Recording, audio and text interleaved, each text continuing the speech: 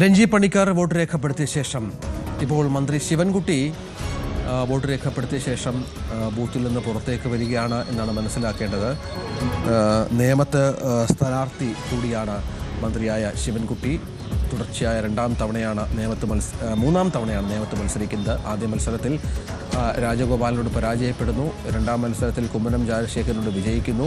മൂന്നാം മത്സരത്തിൽ ഏറ്റുമുട്ടുന്നത് രാജീവ് ചന്ദ്രശേഖർ, BJPയുടെ സംസ്ഥാന അധ്യക്ഷനാണ്. അദ്ദേഹം വോട്ട് ചെയ്യാനായി ബൂത്തിലേക്ക് എത്തുകയാണ് എന്നാണ് മനസ്സിലാക്കേണ്ടത്. വോട്ട് ചെയ്യാനായി ബൂത്തിലേക്ക് എത്തുന്നതിന് ശേഷമായിരിക്കും മാധ്യമങ്ങളോട് സംസാരിക്കുക ശിവൻകുട്ടി. നമുക്ക് MS അനീഷ് കുമാർ അവിടെ തുടരുന്നുണ്ട്. അനീഷ്, എന്താണ് കോഴിക്കോട്ടെ ഈ 1.5 മണിക്കൂർ പിന്നിട്ടതിന് ശേഷമുള്ള കാഴ്ചകൾ, വിലയിരുത്തലുകൾ?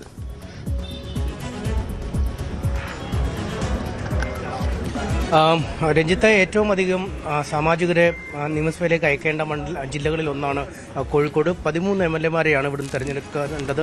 അങ്ങനെ നോക്കുമ്പോൾ ജില്ലയുടെ എല്ലാ മേഖലകളിൽ നിന്നും നല്ല രീതിയിലുള്ള ഒരു പോളിംഗ്, കനത്ത പോളിംഗ് എന്ന് തന്നെ വിശേഷിപ്പിക്കേണ്ടി വരും. പ്രത്യേകിച്ചും കോഴിക്കോട് നഗരം, താമരശ്ശേരി പോലുള്ള മലയോര മേഖലകൾ, കടുത്ത മത്സരം നടക്കുന്ന പേരാമ്പ്ര പോലുള്ള ഇടങ്ങൾ, വടകര അടക്കമുള്ള ഏറെ രാഷ്ട്രീയ പ്രബുദ്ധമായ ഇടങ്ങൾ എന്നിങ്ങനെ എല്ലായിടത്തും വലിയ രീതിയിലുള്ളൊരു പോളിംഗ് തന്നെ നടക്കുന്നു. മന്ത്രി മുഹമ്മദ് റിയാസ് രാവിലെ ഏതാണ്ട് അരമണിക്കൂറിലധികം നിന്നിട്ടാണ് അദ്ദേഹത്തിന് വോട്ട് ചെയ്യാൻ കഴിഞ്ഞത്. ഇപ്പോൾ നമ്മൾ ദൃശ്യങ്ങളിൽ കാണുന്നത് പേരാമ്പ്രയിലെ UDF സ്ഥാനാർത്ഥി ഫാത്തിമ തഹ്ലിയ വോട്ട് ചെയ്യാനായി നിൽക്കുന്നതാണ്. അവർ കോഴിക്കോട് നഗരത്തിൽ ചാലപ്പുറത്തുള്ള ഗൺപത് ഗേൾസ് ഹയർ സെക്കൻഡറി സ്കൂളിലെ ബൂത്തിൽ 11-ാം നമ്പർ ബൂത്തിലാണ് സമ്മതിദാനാവകാശം വിനിയോഗിക്കുന്നത്. എന്തായാലും അവർക്കും കുറച്ചു നേരം നിന്നാൽ മാത്രമേ വോട്ട് ചെയ്യാൻ കഴിയുകയുള്ളൂ എന്നൊരു അവസ്ഥയിലേക്ക് തന്നെയാണ് കാര്യങ്ങൾ എത്തിയിരിക്കുന്നത്.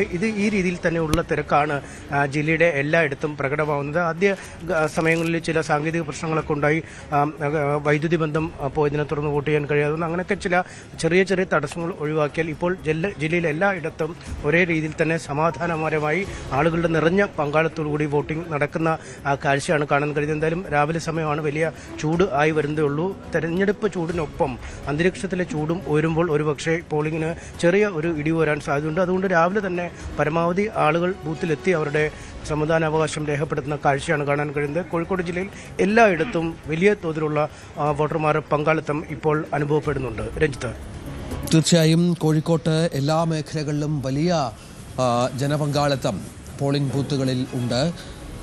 KC വേണുഗോപാൽ ഇപ്പോൾ വോട്ട് ചെയ്യുന്നത് തിരുവമ്പാടി ഹയർ സെക്കൻഡറി സ്കൂളിൽ. അദ്ദേഹം വോട്ട് രേഖപ്പെടുത്താനായി എത്തിയിട്ടുണ്ട്.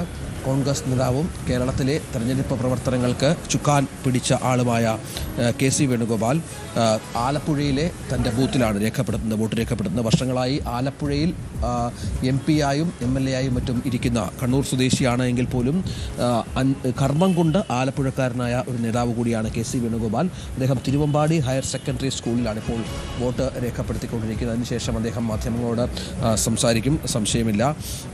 ഇപ്പോൾ KC-ക്കും ഒരുപക്ഷെ നേരത്തെ VD സതീശനൊക്കെ പറഞ്ഞതുപോലെ LDF-ന്റെ ഭരണ തുടർച്ച ഉണ്ടാവില്ല, UDF 100 സീറ്റിന് മുകളിൽ വാങ്ങും എന്നുള്ള ആത്മവിശ്വാസം സതീശൻ പ്രകടിപ്പിച്ചിരുന്നു. അത് സമാനമായി തന്നെ KC-യിൽ നിന്ന് നമുക്ക് കേൾക്കേണ്ടതുണ്ട്. അദ്ദേഹം പുറത്തേക്ക് ഇറങ്ങി വരികയാണ്.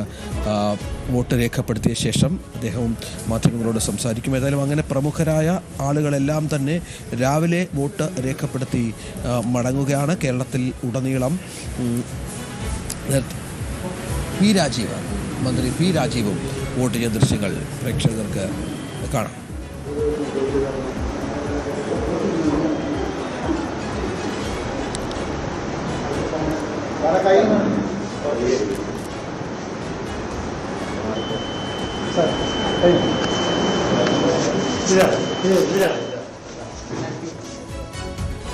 പ്രമുഖർ, മന്ത്രിമാർ, MLA-മാർ, മറ്റ് പ്രമുഖരൊക്കെ വോട്ട് രേഖപ്പെടുത്തി മടങ്ങുന്നു. മന്ത്രി V. ശിവൻകുട്ടി വോട്ട് രേഖപ്പെടുത്തുന്ന കാഴ്ചകൾ കൂടിയാണ് പ്രേക്ഷകർ കാണുന്നത്.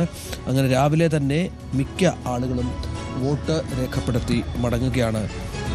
ഇപ്പോൾ ദൃശ്യങ്ങളിൽ കാണുന്നത് പോലെ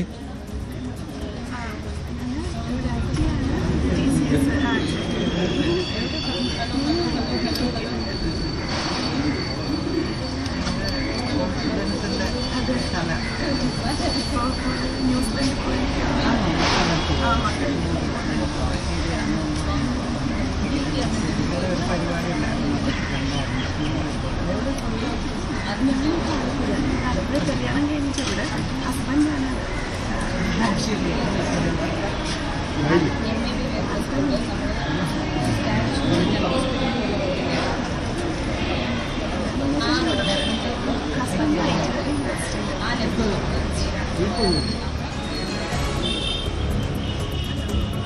മിക്ക മേഖലകളിലും വലിയ പോളിംഗ്. ഇപ്പോൾ പി രാജീവ് സംസാരിക്കും. തുടരും എന്നാണ് ഞാൻ പ്രതീക്ഷിക്കുന്നത്. ജനങ്ങളാകെ ഒരു നല്ല രീതിയിലേക്ക് വോട്ടവകാശം വിനിയോഗിക്കണം. എല്ലാവരും രാവിലെ തന്നെ വോട്ടവകാശം വിനിയോഗിക്കുന്ന പ്രക്രിയയിൽ ഏർപ്പെട്ടിരിക്കുന്നു എന്നറിയുന്നതിൽ ഏറെ സന്തോഷമുണ്ട്. എല്ലാ മേഖലയിലും സമഗ്രമായ വികസന കാഴ്ചപ്പാട്.